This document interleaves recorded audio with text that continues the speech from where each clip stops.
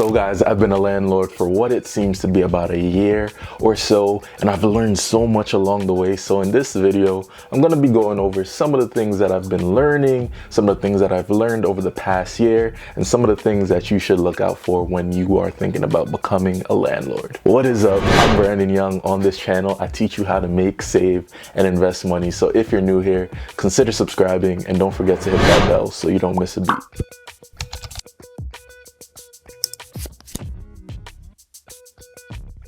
Now, this experience has been something that's absolutely grown on me. Coming into this, I knew things were gonna go wrong, and it didn't go as wrong as I thought it would go, but obviously there's some things that have happened. So let's go over some of the list of things that you should look out for and some of the things that actually happened to me. First thing that I want to say is you want to always make sure that you're screening your people that you are bringing into your residence. I know a lot of people that don't actually screen their people before bringing them into the apartment. They'll go off of, you know, my friend said this person is good, this is a good fit, and then they come right in. Make sure you are screening these people. I can't say this enough.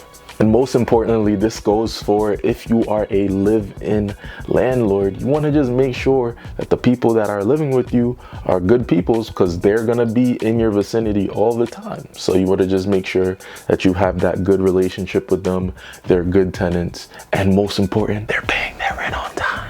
Number two is you want to make sure that you are keeping your finances nice and organized. So I learned early on that you don't want to commingle your money. You want to be able to separate them. So whatever you are making from your business, your rental business, because this is what it is, it's a rental business, you want to make sure that you are separating that from your personal finances. So anything that you're making from your W-2 9-to-5 job, you are separating that and you have a separate business account. This is why I always say you should start a LLC for your house and your real estate business, just so you can keep those finances split. Number three is you want to create some type of house rules list, just so that your tenants have an understanding of what you are looking for when it comes to living in the property. So there is no kind of discussions that have to be made after the fact, like, oh, I didn't know how to do this, I didn't know how to do that. They have had to go through the rules, they've had to read it, and they would have to sign it. So if they've signed it, that basically means that you went through it, you looked at it, and you signed it. Now, a funny one that I'm gonna throw in there is you wanna make sure that you write your address name on your garbage cans, your mailboxes, all of that, because apparently people do steal those things. So the funniest thing happened about the second or third week that I was at the property. I went to Home Depot because I needed some garbage cans. I went ahead, got the garbage cans, put it out in front with the garbage. The next day, my garbage got stolen. I didn't actually think people stole garbage cans, but you never could put it past anybody that they can't steal anything. So put those garbage cans, put the names on them. You could go ahead and get that, I think it's Rust-A-Lawn. You could just spray your address on there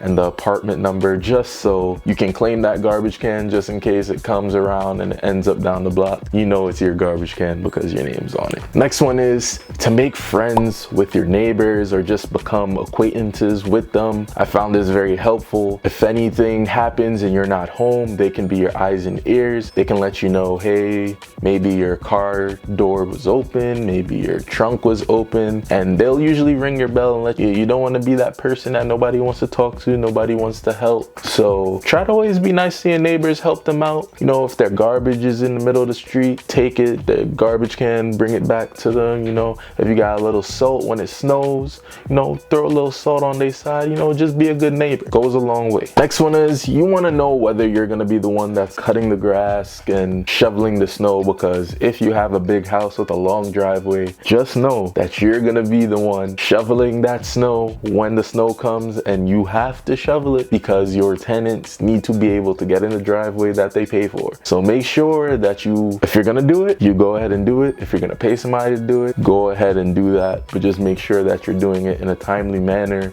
so that there is no arguments or anything that happen because You just want to keep a level head and you want everything to go smoothly. Next one is you want to make sure that you're using an online processor for your rental payments. I don't like to run behind people and get checks and have to go to the bank to change them out, stuff like that. I like having to set it up, create a business checking account for that rental business that I spoke about. You go ahead and set it up on a website like Cozy that recently just got acquired by apartments.com, and you give them the portal. Your tenants, you give them the online portal, they sign up and you take your payments from that. It's easy because they can set up direct payment so you can get your money earlier, which is great, as well as when you do need the information for the year, when it comes to your rental payments, when they came in, all that, the website can actually provide a nice spreadsheet that you can give maybe to the mortgage company if you're planning to do a refinance, or if you need to give anything to your accountant. It's very easy to get that information off of there. So it's very helpful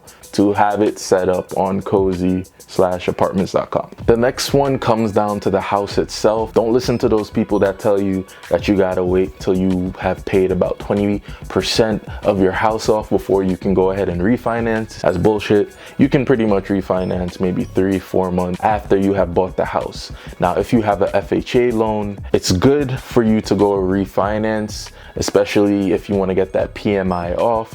That can tremendously decrease your mortgage payment, which I'm looking to do. And from what I'm looking at, it's about to decrease my mortgage payment by about $500, and that $500 turns into profit, baby. These lessons that I've learned has made me a better person. It's made me a better landlord, and it's obviously gotten me ready for the next property that I'm looking to get. And through that process, I'm going to show you how to do all of that, guys. So don't worry about it. But I'm glad to be doing this, and I'm glad to be doing the next one too. If you enjoy these videos, be sure to go and give me a like. Go subscribe to the channel for more videos and content like this one. I'm Brandon Young. I shall see you in my next video. Peace.